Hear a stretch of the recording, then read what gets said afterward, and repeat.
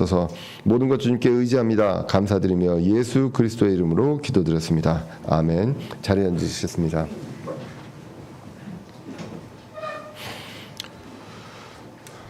오늘은 로마서 9장 14절에서 18절 말씀을 통해서 결코 불의가 있을 수 없다. 결코 불의가 있을 수 없다라는 제목으로 말씀을 같이 살펴보고자 합니다. 우리가 로마서를 1장부터 계속 읽어왔습니다. 벌써 한 해가 다 되어갑니다. 이제 아직 로마서는 끝나지는 않았고요. 아마 내년까지도 이어질 것 같습니다. 특별히 이제 로마서 이제 9장 오늘 본문을 준비하면서 원래는 이제 14장에서 이제 9장 14절에서 24절까지 이제 준비를 쭉 하다가 보니까 사실 9장부터는 사도 바울이 특별히 그 구약에 대한 내용들을 굉장히 많이 언급을 합니다. 왜냐하면 이스라엘의 역사이기 때문에. 그래서 그것을 하다 보니까 이 부분의 내용들을 좀 더 깊이 여러분들하고 같이 살펴보고자 본문을 조금 줄였습니다. 자칫 잘못하면 1시간을 넘을 것 같아가지고 그래서 9장 14절에서 18절 하면서 제목을 결코 불의가 있을 수 없다라는 제목으로 같이 보고자 합니다. 우리가 계속 봤지만 로마서 1장부터 8장까지는 저와 여러분들 개인 한 사람 한 사람으로서 구원에 대한 부분, 칭의, 그 다음에 성화, 영화, 그리고 받은 구원이 안전하게 보장된다. 구원의 영원한 안전 보장에 대해서 이야기를 했습니다. 그래서 그리스도를 믿는 개인들, 각 사람들에 대한 내용들로 우리가 이제 볼 수가 있다면 9장에서 11장은 민족에 대한 하나님의 선택, 그 계획에 대해서 이야기를 하고 있습니다. 특별히 9장은 이스라엘의 과거를 이야기를 합니다. 하나님께서 이스라엘 민족을 선택하셨는데 무엇으로, 왜? 그것이 아니라 하나님의 주권적인 선택이었다. 하나님께서 모든 권한을 가지고 하셨다라는 내용이 이제 나오게 되고요. 그리고 10장은 이스라엘의 현재에 대한 내용이 나오게 됩니다. 그리고 11장은 이스라엘의 미래, 다시 이제 회복되는 그러한 내용들이 이제 나오게 됩니다. 그래서 이제 우리가 9장, 10장, 11장을 볼 때, 특별히 이제 9장을 볼 때 과거, 그다음 10장 현재, 그다음 11장 미래를 볼 때 우리가 기억해야 될 것은 하나님은 미리 아신다는 것입니다. 이 미리 아심이 있고 그 다음에 어떤 선택과 예정과 이런 것들이 있었다라는 것을 우리가 잊지 말아야 합니다. 그리고 이 모든 것들에 있어서 하나님이 주권적으로 하신다는 것입니다. 누구의 얘기를 듣고 누구의 의견을 듣고 하는 것이 아니라 하나님이 의로우신 하나님께서 공의로 판단하시고 판단의 공의라고 보통 성경에서 이야기를 합니다. 그래서 이것을 가지고 하셨다라는 그 내용을 이제 우리가 볼 수가 있습니다. 그래서 이 내용을 우리가 좀 이해하기가 어떤지 저도 이제 많이 이해하는데 이제 어려움이 있었는데 하나님께서는 모든 것들을 창조하셨거든요. 공간과 시간도 창조하셨습니다. 우리에게는 아직 안 일어난 일들도 하나님은 시간의 밖에서, 시간의 영역에서 지배를 받지 않기 때문에 미래까지도 확연하게 다 보시고 아시는 분이다라는 것입니다. 그래서 과거, 현재, 미래의 어떤 시간의 어떤 타임라인이 우리한테는 어떤 시점에 그 시간과 공간상에 있지만 하나님은 그 밖에서 이 모든 것들을 컨트롤하시는 분이다라는 그것을 아셔야 한다는 것입니다. 그래서 무슨 점쟁이처럼 미래를 예언하는 그것이 아니라 하나님에게서는 이 미래에 있는 일들도 일어난 일들과 마찬가지다라는 것입니다. 그래서 하나님은 모든 것에 있어서 미리 아심이 있습니다. 그것을 아심이 있고, 그래서 그 아심에 따라서 어떤 사람이 어떠한 마음과 어떠한 성품과 어떤 일을 할 것들을 아시고 그 과정들을 통해서 하나님께서 선택하심이 있다라는 것을 우리가 기억하실 필요가 있습니다. 결국은 이스라엘을 선택한 하나님을 우리가 9장에서 볼 수가 있습니다. 그런데 지금은 이방인들의 때입니다. 누가복음에서 얘기했던 것처럼 이방인들의 때는 유대인들은 짓밟히는 때다라고 이야기를 하고 있습니다. 하나님께서 선택하신 그 민족인데 지금은 짓밟히고 있습니다. 그리스도를 받아들이지 않았기 때문입니다. 그래서 바울은 슬픈 마음으로 이야기를 하죠. 이를 위해서라면 내가 그리스도로부터 저주를 받아도 된다라는 그런 심정을 이야기를 하게 됩니다. 그래서 이것이 그리스도를 받아들이는 어떤 신자가 불신자를 보는 그런 안타까운 그런 마음이다라는 것을 우리가 이제 지난 구절을 통해서 이제 볼 수가 있었습니다. 그래서 이제 이스라엘의 현재 상태를 설명하기 위해서 과거를 이제 보게 되는데 9장은 하나님의 목적에 따라 이제 선택을 하셨다. 그게 이제 9장 6절에 나와 있었던 내용입니다. 그러면서 이야기를 합니다. 하나님께서 선택하신 것은 어떤 민족과 어떤 사람과 이런 거에서 더 들어가서 보면 결국은 약속이다라는 것입니다. 그래서 하나님께서 로마서 9장에서 말씀하시기를 이스라엘에게서 난 자들이 다 이스라엘이 아니다. 이스라엘의 역사를 봐라. 두 형제가 있어도 하나님께서 그 한 사람을 선택했다. 그 한 사람을 통해서 민족이 이루어지고 있는데 이러한 과거를 봤을 때 하나님께서 선택하신 그 목적이 있다라는 것입니다. 그래서 아브라함과 이삭과 야곱을 이야기하면서 거기에는 무엇이 있었느냐? 약속이 있었다라는 것입니다. 약속이 있어야 선택이 있다라는 것입니다. 아브라함이 하나님의 약속을 믿지 못하고 이스마엘을 추천했던 그 장면이 창세기 17장 18절에 나와 있었던 것을 우리가 지난주에 봤습니다. 그런데 알아야 될 것은 이스마엘에게는 하나님의 약속이 없었다는 것입니다. 그래서 그것을 갈라디아서 4장 23절에서 그러나 노예의 여자에게서 난 자는 육체를 따라 태어났고 자유로운 여자에게서 난 자는 약속으로 말미암았느니라 라고 분명하게 이야기를 합니다. 이스라엘에서 난 자가 다 이스라엘이 아니고 무엇이 있어야 되느냐? 약속이 있어야 된다라는 것을 이스라엘의 역사를 통해서 이야기를 하고 있습니다. 그래서 로마서 9장 8절에서 우리가 지난번에 읽어봤듯이 곧 육체의 아이들인 자들 즉 이들이 하나님의 아이들이 아니요 오직 약속의 아이들이 그 씨로 여겨지니라 라고 기록을 했습니다. 그래서 하나님의 목적, 하나님의 선택이 무엇으로 이어지느냐? 약속으로 이어진다는 것입니다. 그런데 그 약속, 그 씨가 무엇이냐? 바로 그리스도라고 이야기를 했습니다. 자, 그래서 이제 로마서 9장 11절을 보시면 이제 에서와 야곱을 이야기하면서 그 아이들이 아직 태어나지도 아니하고 무슨 선이나 악을 행하지도 아니하였을 때 선택에 따른 하나님의 목적이 누구로 말미암아요? 부르시는 분, 하나님으로 말미암아 서게 하는 어떤 사람의 행위나 이런 것들이 아니라 하나님으로 말미암아 그 목적이 무엇인지 서게 하기 위해서 한 것이다라고 이야기하면서 갈라디아서 3장 16절을 다시 한번 보시면 그 약속이 무엇이냐? 그 약속들은 아브라함과 그에게 씨에게 한 것인데 그분께서 여럿을 가리키며 씨들에게 하지 아니하시고 하나를 가리켜 내 씨에게 하시나니 이 씨는 그리스도시니라라는 것입니다. 그래서 그 약속이 무엇이냐? 결국은 그리스도입니다.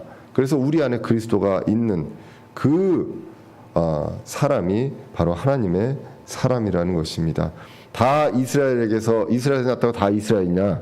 아니다라는 내용이 나오는 것입니다. 그래서 이와 같이 선택에 따른 하나님의 목적이 하나님을 통해 서게 하시고 그리고 약속을 따라 선택을 이어오셨다라는 것입니다. 근데 전적으로 이것이 사람이 하기에 달려있느냐 그것이 아니라 하나님의 주권적인 선택, 의지였다라는 것을 성경이 이제 이야기를 하고 있습니다.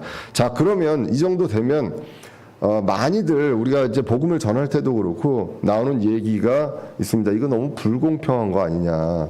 라는 내용을 이야기를 하게 됩니다. 그래서 로마서 9장 14절에서도 나오는 것이 이런 내용입니다. 그래서 우리가 무슨 말을 하리요? 하나님께 불의가 있느냐? 결코 있을 수 없느니라. 자, 어떤 판단과 선택과 하나님께서 하신 이 모든 일들이 우리가 보기엔 불공평한 것 같고 이게 정말 공정한 것이냐라는 것들에 의문을 많이 갖고요. 특히나 이제 불신자들은 이런 부분들에 있어서 굉장히 불만을 많이 갖습니다. 그런데 여기에서도 그렇게 얘기합니다. 하나님의 어떤 판단과 판단의 공의가 정말 공정하냐, 공평하냐, 의로우냐라는 것들에 대한 반문이 이어지게 됩니다. 왜냐하면 그 전까지는 보면 다 필요 없고 하나님의 주권이다는 거죠. 하나님의 주권으로 하나님의 선택의 하나님의 목적도 하나님으로 서게 하려 합니다라는 이것을 이야기하고 있기 때문에 그럼 우리는 뭐냐? 그럼 내가 아무리 잘하고 잘못하고 상관없이 하나님께서 모든 것들을 다 선택해서 하신 건데, 그러면 왜 이렇게 이 세상이 불공평하냐, 이러한 내용들을 많이 이야기를 하게 됩니다. 그래서 여기서 나오는 것이 하나님께 불의가 있느냐라는 내용이 나온다는 것입니다. 왜냐하면 불의한 사람이 어떻게 주권을 가지고 판단을 하고 판정을 하느냐라는 생각이 우리에게 있는 것이죠. 불의한 사람이라면 그런 것들을 하면 안 된다라는 것이잖아요. 자기 마음대로 막 그 모든 권력을 행사하면 안 되지 않습니까? 하나님은 의로우셔야 한다라는 것입니다. 그렇지 않다면 이 판단과 이 모든 것들 자체에 대해서 우리가 신뢰할 수 없기 때문입니다. 그래서 여기서도 하나님께 불의가 있느냐라고 했을 때 결코 있을 수 없느니라. God forbid 이렇게 이제 나오게 됩니다.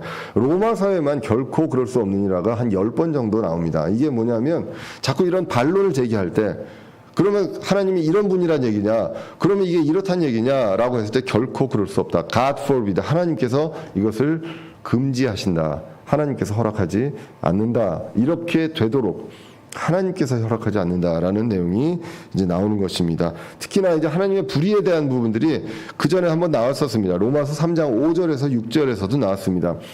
그러나 우리의 불의가 하나님의 의를 드러내면 우리가 무슨 말을 하려? 유대인들이 자신들을 얘기할 때 우리가 이렇게 불의하게 했기 때문에 하나님의 의가 드러난 게 아니냐라는 어떤 그런 궤변을 이야기를 할 때, 내가 사람으로서 말하니 보복하시는 하나님께서 불의하시냐? 결코 그럴 수 없느니라. 그러면 하나님께서 어찌 세상을 심판하시리요? 하나님께서는 어떠한 판정도 보복으로 하시지 않는다는 것입니다. 의롭게 모든 것을 공정하게 공의로 판단하고 하신다는 것. 보복하시는 하나님이 아니다. 그것은 불의한 것이다 라고 이야기를 하고 있습니다. 그래서 불의한 자가 심판할 수 없다. 하나님은 공의로우시기 때문에 심판할 자격이 있다라는 것을 이제 이야기를 하고 있습니다. 하나님은 의로우시다고 성경은 이야기를 합니다. 그 의로우심을 어떻게 볼 수 있습니까? 성경 기록들을 통해서, 구약 등을 통해서 이제 보게 됩니다. 그러면 사람들은 어떻습니까? 모든 사람들에게 불의가 있습니다. 그렇기 때문에 우리가 불의한 자로서 의로운 판단을 가지고 지금 평가하는 그런 오류를 우리가 범하고 있다는 것입니다. 한번 생각을 해보면 우리가 이 정도면 공정해야 된다라고 하는 것에 과연 나의 이익이 들어가 있지 않느냐, 한번 반문을 해볼 필요가 있습니다. 쉽게 얘기하면요, 제가 이제 축구를 좋아하잖아요. 저는 평생에 소원이 있다면 제가 죽기 전에 우리나라가 우승하는 것을 보고 싶습니다. 월드컵에서 우승하는 걸 보고 싶거든요. 그런데 저한테는 너무 감사한 일입니다. 만약 우승을 한다면. 그런데 이게 공평한 일이냐? 아니라는 거죠. 우리나라의 모든 스포츠, 이게 스포츠까지 나와야 돼, 스포츠 저변까지 나와야 되는데, 모든 스포츠가 학원 스포츠로 되어 있어서 굉장히 왜곡되어 있고 환경이 굉장히 열악합니다. 이 열악한 환경 속에서 우리가 우승을 한다면 저는 굉장히 좋고 감사하지만 다른 나라 사람들한테는 어떨까요? 굉장히 불공평한 일이겠죠. 우리들의 판단이 한국 사람이기 때문에 그렇습니다. 그렇기 때문에 월드컵에서도 보면 항상 이긴 팀이 있고 진 팀이 있으면 이긴 팀은 굉장히 우리가 열심히 해서 했고요. 진 팀들은 심판의 판정 때문에 졌고 뭐 때문에 졌고 막 이런 얘기들을 하게 됩니다. 불공평하다는 거죠. 똑같은 게임에서 이기고 진 팀이 있음에도 불구하고 사람들마다 다르게 판정을 하게 됩니다. 만약에 공평하게 판정을 우리가 공평한 기준이 있다면 승패와 상관없이 모든 사람들이 똑같은 판정을 내려야 되겠죠. 그런데 그런 사람들이 없다라는 것입니다. 왜? 우리 자체의 기준이 불의하기 때문에 그렇다라는 것입니다.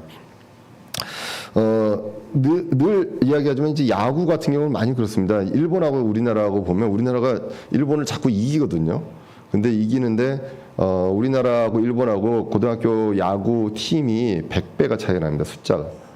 그런데 우리가 이기면 일본은 얼마나 기분 나쁠까요? 근데 우리는 너무 쌤통이잖아요. 이게 우리들의 판단 기준이다라는 것입니다. 우리의 판단 기준으로 하나님께서 불공평하냐, 하나님께서 공의로우시냐, 이런 것들을 판단할 수 있느냐? 그렇지 않다라는 것입니다. 하나님께서는 늘 이야기하십니다. 하나님의 심판도 모두 공평하다라는 내용을 이야기합니다. 에스겔서 18장 25절에 보시면 그럼에도 너희는 이르기를 주의 길이 공평하지 아니하다 하는도다. 모두가 그렇게 얘기를 합니다. 오 이스라엘의 집아 이제 들으라. 내 길이 공평하지 아니하냐 너희 길들이 불공평하지 아니하냐라는 것입니다. 너희 길들이 불공평하고 내 길은 공평하다 라는 내용을 이야기를 하고 있습니다. 이 내용은요, 사실은 이제 18장을 전체적으로 보시면 죄 지은 사람들은 죽는다라는 것입니다.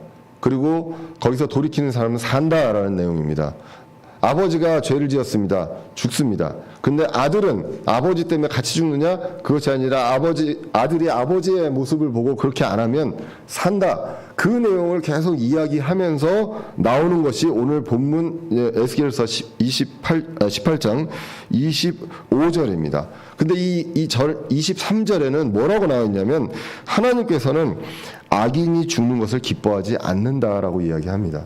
그리고 그들이 돌이키는 걸 기뻐한다라고 이야기를 합니다.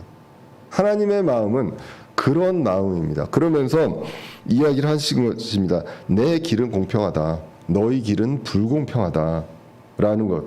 그것을 분명하게 이야기를 합니다. 세상을 보면 안 그렇게 보인다라고 이야기하는데 그것이 나의 판단 기준이냐, 내가 얼마나 공평한지 이런 부분들에 대해서는 우리 자신을 이제 볼 필요가 있습니다.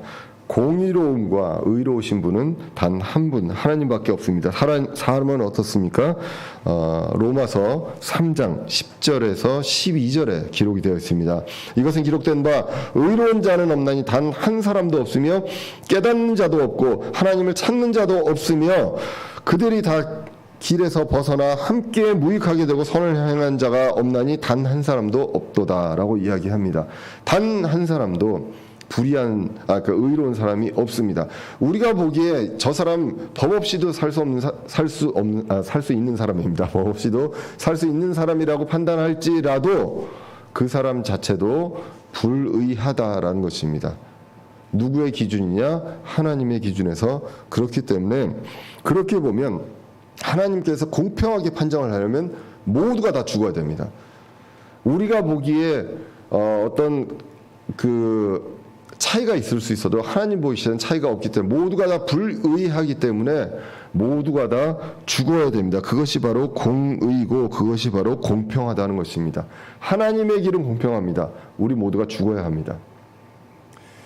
그런데 돌이키는 사람들에게는 하나님께서 긍휼을 베풀어 주신다. 이것이 바로 하나님께서 보이시는 그 공의라는 것입니다. 그래서 이것이 공평하다라는 것을 이제 오늘 말씀을 통해서 계속 보게 됩니다. 그러면서 이야기를 하는 것이 이제 로마서 9장 15절 16절에서 그 내용을 이제 설명해서 말씀을 하십니다. 그분께서 모세에게 이르시되 내가 긍휼을 베풀 자에게 긍휼을 베풀고 내가 불쌍히 여길 자를 불쌍히 여기리라 하시나니 그런즉 이와 같이 그것은 원하는 자에게서 나지 아니하고 달리는 자에게서 나지 아니하며 오직 긍휼을 베푸시는 하나님에게서 나시니라. 모든 권한과 모든 의지와 그것이 다 누구에게 있느냐? 공의로우신 하나님에게 있다는 것입니다. 하나님께서 완벽하게 의로우신 분께서 공평하게 이런 것들을 하신다라고 이야기합니다. 그래서 하나님에게서 나신다. 하나님의 주권적인 긍휼과 은혜를 이야기를 하고 있습니다.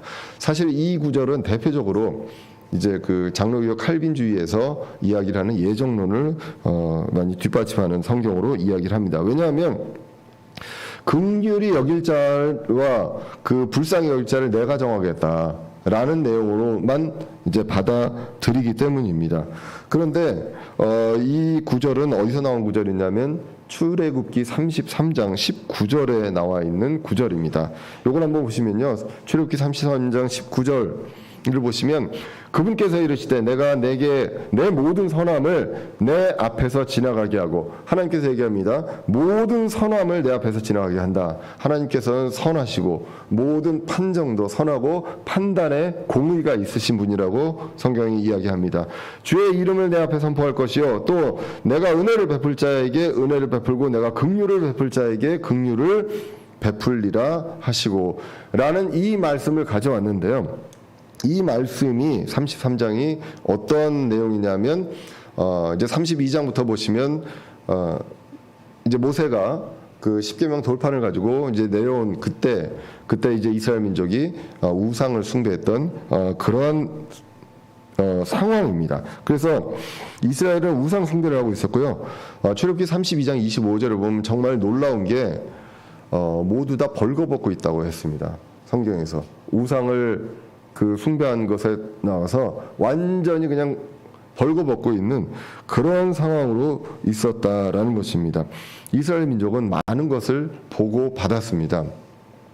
이미 이집트에서 정말 하나님께서 기적을 베풀어 주셔서 광야로 나와서 매일 먹을 거 걱정 안 하고요. 입을 거 걱정도 안 했습니다. 신발이 닳지도 않았거든요. 그리고 잘 것 걱정 안 하고, 그리고 어디를 가야 될 건가 걱정도 하지 않았습니다. 주님께서 인도하시기 때문에. 그러한 상황에서 모든 것들을 많이 본 상황에서 조금 이 모세가 내려오는 게 늦어졌다고 해가지고 우상 숭배를 하고 벌거벗고 있는 그런 상황이었습니다. 많이 받은 자에게 많이 원하신다는 그 누가복음의 말씀을 우리가 다시 한번 이제 보게 됩니다. 자, 이제 이렇게 내려왔을 때 모세가 물어봅니다. 누가 주의 편에 속하느냐라고 했을 때 레위 지파가 옵니다. 그럼 레위 지파는 그런 짓을 안 했냐, 그런 기록은 없습니다. 모두가 다 우상 숭배를 한 것으로 보여집니다. 그런데 레위 지파가 오고 주님 편으로 오고 그 다음에 어떤 일이 벌어지냐면 3,000명을 그날 죽입니다. 형제, 동료, 이웃을 모두 죽이는 그러한 일들이 일어납니다. 자, 그런데 지금 이 상황은요, 이미 광야로 이스라엘이 왔죠. 이 광야로 나온 이스라엘 민족은 구원받은 것으로 우리는 해석을 합니다. 죽음과 삶과 그 자체가 지금 어떤 지옥으로 가고 하나님 하늘로 가고 하는 것이 결정되는 그런 상황이 아니라는 것입니다. 지금 칼빈주의에서 얘기하는 것처럼 그러한 상황들이 아니라 지금 이러한 일들이 일어나고 나서 그 다음에 이제 33절에 내가 긍휼을 베풀 자에게 은혜를 베풀 자에게 이런 내용들이 나온다는 것입니다. 그런데 어떻게 3,000명을 죽였는지에 대한 기록은 없습니다. 어떤 사람은 좀 잘해서 어떤 사람은 못해서 그 다음에 죄질이 악해서 이러한 기록이 기준이 없습니다. 그냥 임의로 죽였는지 어땠는지도 성경에는 잘 나와 있지 않습니다. 그래서 이 부분들에 대해서 확대 해석을 할 필요는 없습니다. 행위에 대해서 죽였다는 이제 기록이 없기 때문입니다. 출애굽기 32장 27절에서 28절을 보시면 그가 그들에게 이르되 주 이스라엘의 하나님께서 이같이 말씀하시느니라. 각 사람이, 여기서 그들은 레위인들입니다. 그래서 각 사람이 허리에 칼을 차고 온 진영을 문에서 문으로 두루 들락날락하며 각 사람이 자기 형제를 각 사람이 자기 동료를 각 사람이 자기 이웃을 죽이라 하니 레위 자손이 모세의 말대로 행하매 그날 백성 중에 3,000명가량이 죽으니라라고 이야기를 합니다. 우리가 이 구절을 보고 어떻게 받아들여야 됩니까? 재수 없이 3,000명만 죽었습니까? 나는 이제 그 성경 주석에서는 이야기합니다. 모든 사람이 원래 죽어야 했다는 것입니다. 모든 사람이 죽어야 했는데 3,000명만 죽었다라는 것입니다. 하나님께서 긍휼을 베푸셨기 때문에 라고 얘기합니다. 그러면 하나님께서 긍휼을 베푸셔서 그렇게 했는데 그러면 그 3,000명 죽은 사람들은 뭐냐? 그 중에 내 가족이 있을 수도 있고 내 남편이 있을 수도 있고 내 아내가 있을 수도 있고 그럼 얼마나 그 사람들이 슬프겠느냐? 인간적인 생각입니다. 인간적인 생각인데 결과적으로 이 사람들 모두 다요. 여기서 3,000명이 죽었지만 살아있는 사람들 아마도 성인들을 죽였을 가능성이 높습니다. 아이들이 아니라 성인들 중에 3,000명이 죽었다 하더라도요. 나머지 살아있는 사람들도 어차피 가나안을 못 들어갑니다. 여호수아와 갈렙 외에는 아무도 어차피 못 들어갔거든요. 다 여러분들 아시다시피 광야에서 다 죽었습니다.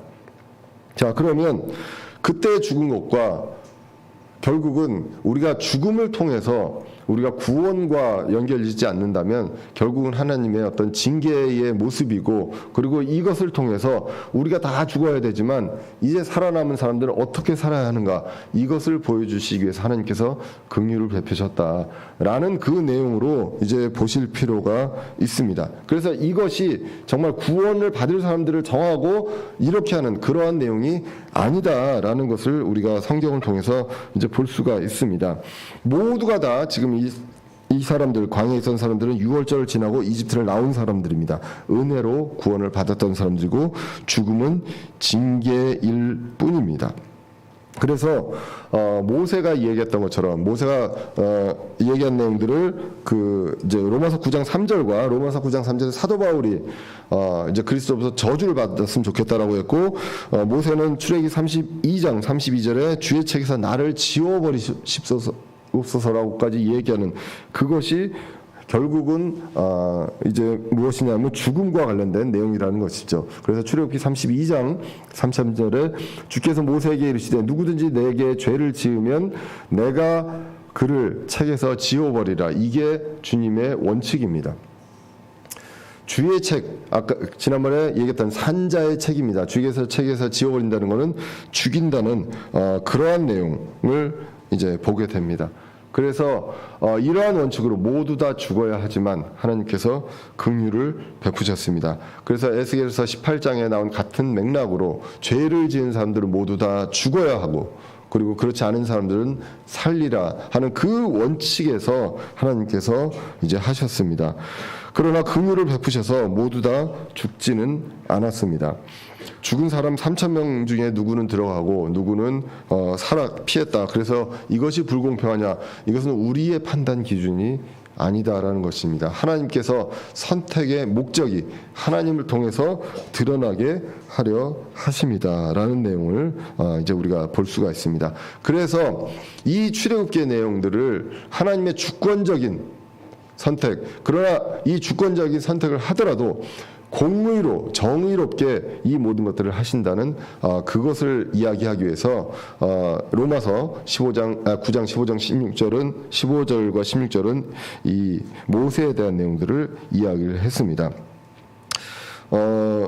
사실은 이 부분들에 대해서도 계속 우리가 이제 볼 필요가 있습니다. 9장 16절 17절도 누구를 선택했고 누구를 안 했냐, 불공평하냐 이런 내용들을 하는데, 이 내용들도 결국은 아까도 얘기했지만 나의 기준이다라는 것입니다. 근데 저와 여러분들만 부족해서 그런 게 아니라 성경에서도 그런 사람들을 찾아볼 수가 있습니다. 만약에 요나가 유대인이 아니라 니느웨 사람이었으면 어땠을까요? 하나님께서 니느웨로 가라고 할 때 가기 싫어했습니다. 그래서 안 가려고 했다가 그래도 억지로 갔잖아요. 그리고 이제 말씀을 전했고, 그래서 선포했고, 그래서 니느웨 사람이 회개를 했습니다. 회개를 해가지고 요나는 기분 되게 나빠했죠.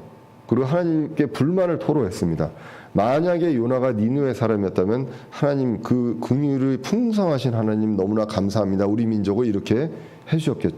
그렇게 했을 것입니다. 그런데 이 모든 것들의 판단이 사람들이 공평하다고 생각되지만 굉장히 편향되어 있는 판단을 가지고 우리는 공평하다고 한다는 것입니다. 하나님은 그 편향이 하나도 없이 모든 것들을 공의로 정의롭게 하게 됩니다.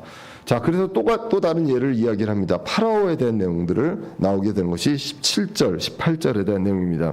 그래서 9장 17절 18절을 보시면 성경 기록이 파라오에게 이르기를 내가 바로 이 목적을 위해 너를 일으켰나니 이것은 내가 내 안에서 내 권능을 보이고 내 이름을 온 땅에 두루 밝히 알리려 함이니라 라고 이야기를 합니다. 이것은 이제 파라오의 사례를 이야기합니다. 출애굽할 때 이집트를 나올 때 그때 이제 파라오가 방해 요소가 되었죠. 그래서 굉장히 이제 마음을 이제 감격하게 했던 내용들이 나오게 됩니다. 우리는 그 모습만 봅니다. 하나님께서 파라오를 사용을 하셔서 이렇게 했다라는 내용을 이제 많이 보게 되는데, 반대로 파라오에게도 많은 기회를 주셨습니다. 파라오는 긍휼을 얻지 못하는 자의 대표적인 예로 지금 여기에 나오게 되는데, 그것이 누구 때문이냐라는 내용을 이제 파라오를 통해서 이제 보여주시는 것입니다. 파라오를 일으키신 목적은 하나님의 권능을 보이고, 그리고 하나님의 이름을 온 세상에 밝히 알리게 하려 하심이다라고 이야기를 하면서 이제 요 파라오에 대한 내용들을 이야기를 하고 있는데, 요 내용은 어디서 나온 내용이냐면 출애굽기 9장 16절에서 나온 내용입니다. 그래서 내가 바로 이런 까닭으로 너를 일으켰나니 이것은 곧 내 안에서 내 권능을 보이고 내 이름을 온 땅에 밝히 알리려 함이라 라는 내용이 나오는데, 요 내용이 뭐냐면 하나님께서 모세에게 이렇게 전해라라고 하는 것입니다. 파라오에게. 그래서 그 내용을 그대로 전하는데, 지금 이 시점이 어떤 시점이냐면 6번째 재앙이 있었을 때입니다. 종기에 대한 재앙이 있었고요. 그 다음에 그 이후에 이제 우박이 나오게 되는데, 그때 이미 6가지 재앙이 이미 있었던 상황에서 이 이야기를 합니다. 이런 까닭에 내가 파라오 너를 일으켰다. 그래서 이제 이 과정을 통해서 하나님의 권능을 보이고 하나님의 이름을 온 땅에 알리려 함이라라고 이야기를 하게 됩니다. 자, 이 정도 되면 한 6번까지 이런 것들을 봤으면 파라오가 그래도 사람이라면 그래도 제대로 된 사람이라면 그냥 좀 엎드리면 좋잖아요. 이제 그렇지 않았습니다. 그래서 강팍하게 되었습니다. 하나님께서는 10번의 기회를 파라오에게 주셨다라는 것을 보게 됩니다. 그 강팍한 파라오에게도 기회를 주시고 긍휼을 이제 베푸신다라는 것입니다. 그래서 9장 18절에 보시면, 그런즉 그분께서 긍휼을 베풀 자에게 긍휼을 베푸시고 또 강팍하게 할 자를 친히 강팍하게 하시느니라라고 하고 있습니다. 저는 이 단어 강팍이란 말이 참 발음도 어렵고, 그런데 이게 이제 개혁성경부터 계속 이제 나왔던 그런 내용입니다. 근데 강팍입니다. 강팍이 아니라 강팍인데요. 단어가 그냥 영어로 하면 harden입니다. 그냥 딱딱하게 만드는 것입니다. 마음을 딱딱하게 만들었다라고 이제 보시면 되겠습니다. 그래서 마음을 하나님께서 정말로 선한 파라오였는데 하나님께서 마음을 딱딱하게 만드셨느냐? 그게 아니라 원래 딱딱한 파라오를 하나님께서 사용하셨다는 것입니다. 출애굽기 7장부터 14장까지는 이 강팍하게 했다는 말이 한 15번 이상 나오게 됩니다. 그런데 일부는요, 파라오가 자신의 마음을 강팍하게 했다고 나옵니다. 출애굽기 8장 15절에 보시면, 그러나 잠시 연기된 것을 파라오가 보고는 자기 마음을 강팍하게 했다고 합니다. 파라오가. 그렇게도 이제 나오게 되거든요. 이게 이제 둘째 재앙, 개구리 재앙이 끝났을 때에 대한 내용입니다. 그리고 다른 성경에서는 하나님께서 파라오의 마음을 강팍하게 했다고도 나오게 됩니다. 출애굽기 9장 12절에 보시면, 주께서 파라오의 마음을 강팍하게 하셨으므로 그가 그들의 말에 귀를 기울이지 아니하였으니 주께서 모세에게 말씀하신 것과 같았더라라고 내용을 이야기를 합니다. 자, 무엇이 맞는 내용일까라는 것입니다. 성경 전체적으로 보시면 우리가 아까 로마서 9장, 10장, 11장에서 기억해야 될 것은 하나님의 미리 아심이 있다. 로마서 8장에 나왔던 것처럼 미리 아심이 있다는 것입니다. 그리고 로마서 1장에서 나왔던 것들 중에도 뭐가 있었냐면 내어주심이 있었습니다. 불신자들을 어떻게 합니까? 그냥 놔두는 것입니다. 내버려 두는 것이 하나님의 심판이다라고 우리가 로마서 1장에서 이제 봤던 그 기록을 알 수가 있습니다. 자, 파라오가 이렇게 될 줄 하나님께서는 아셨습니다. 출애굽기 3장 19절에 보시면, 내가 확신하노니 이집트 왕이 너희가 가는 것을 허락하지 아니하리라. 아니라 강한 손으로 말미암지 아니하고는 아니하리라 라는 것입니다. 하나님의 강한 손으로 말미암지 않고는 파라오가 변하지 않는다라는 내용을 이미 아시고 미리 아신 상황에서 이제 하셨고요. 우리가 이제 로마서 1장 24절에서도 보시면, 그러면 하나님께서는 그들 마음의 정욕을 통해 부정함에 어떻게 해주십니까? 내주십니다. 그들의 어떤 악한 본성이 그냥 그렇게 자유롭게 나오게끔 하나님께서 내버려 두신다는 것입니다.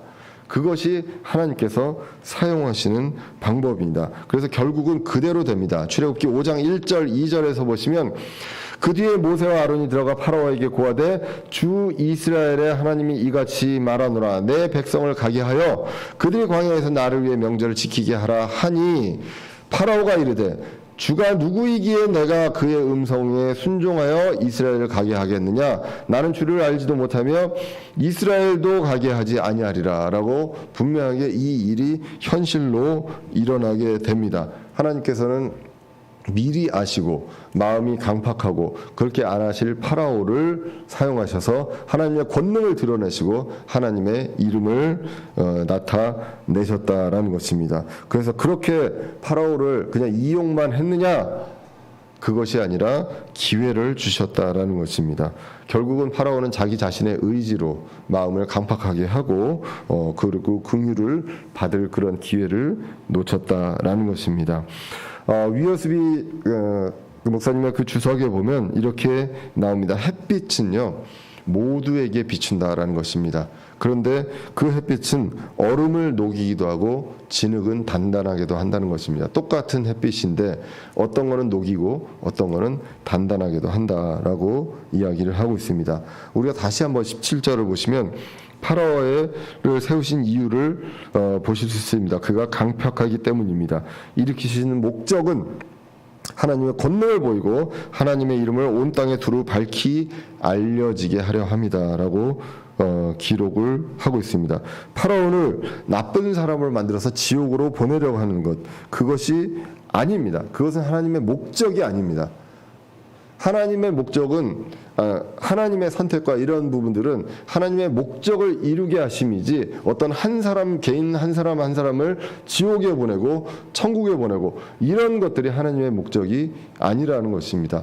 모든 사람들에게 긍휼을 베푸시는 것이 하나님의 목적입니다. 이렇게 된 결과는 전적으로 파라오의 책임이라는 것입니다. 하나님은 그런 파라오를 쓰시면서도 기회를 주셨습니다. 우리가 에스겔서 18장 아까 읽었던 것처럼 모두에게 공평하게 하나님의 길은 공평하시다. 사람의 길이 불공평하다라는 것입니다. 오늘 본문이 어떻습니까? 하나님께 불의가 없다는 것입니다. 공의로우신 하나님입니다. 우리가 우리의 불의한 판단 기준으로서 이해가 안 되는 부분들 분명히 있습니다. 그런데 그거는 우리의 판단 기준이 과연 편향되지 않았느냐 이것이 정말 객관적으로 비춰져야 합니다. 그런데 하나님께서는 완벽하게 의로우시고요. 그리고 하나님은 사랑의 하나님이고 긍휼의 하나님이라는 것입니다.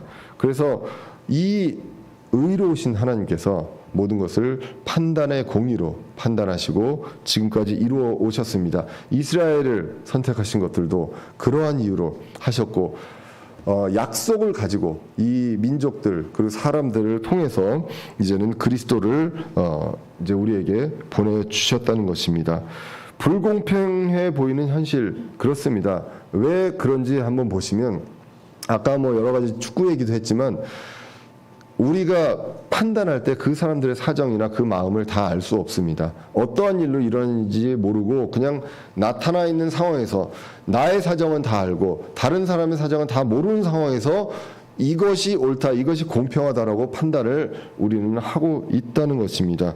모든 사람의 마음을 다 아는 그런 존재는 유일하게 하나님밖에 없다는 것입니다.